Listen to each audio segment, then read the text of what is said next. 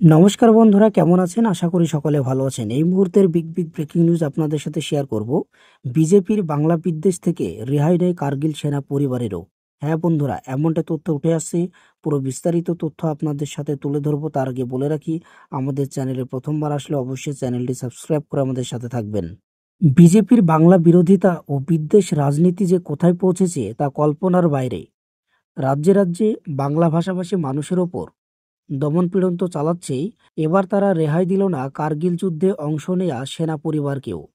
BJP শাসিত মহারাষ্ট্রের পুনেতে কার্গিল যুদ্ধের এক প্রবীণ সৈনিকের পরিবারকেও হেনস্থার শিকার হতে হলো।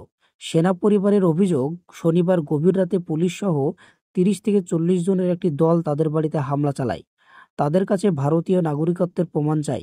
1999 সালের কার্গিল যুদ্ধে যে সৈনিক বুক চিতিয়ে দেশের হয়ে যুদ্ধ করেছিলেন, নিজের প্রাণকে তুচ্ছ করে তাকে নাগরিকত্বের প্রমাণ দিতে বলা হচ্ছে। লজ্জা, বিজেপির লজ্জা হওয়া উচিত। কার্গিল যুদ্ধে অংশগ্রহণকারী অবসরপ্রাপ্ত সৈনিক হাকিমউদ্দিন শেখের পরিবার অভিযোগ করেছে, মঙ্গলবার পূর্ব পুনের চন্দননগরে তাদের বাড়িতে এসে কাগজপত্র দাবি করে পুলিশ ও অন্যদের 30 থেকে 40 জনের দল। মধ্যরাতে পরিবারের পুরুষ সদস্যদের থানায় নিয়ে যাওয়া হয়। তারপর ভোর 4টে পর্যন্ত থানায় আটকে রাখা হয়।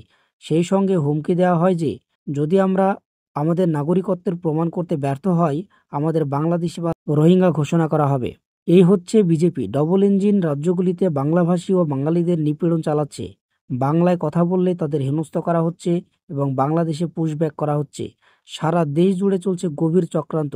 কার্গিল সেনা পরিবারকে হয়রান করার পর বেকায়দায় পড়ে পুনে পুলিশের ডিসিপি আবার সাফাই গাইছেন, সন্দেহভাজন অবৈধ অভিবাসীদের তথ্যের ভিত্তিতে পুলিশ ব্যবস্থা নিয়েছে।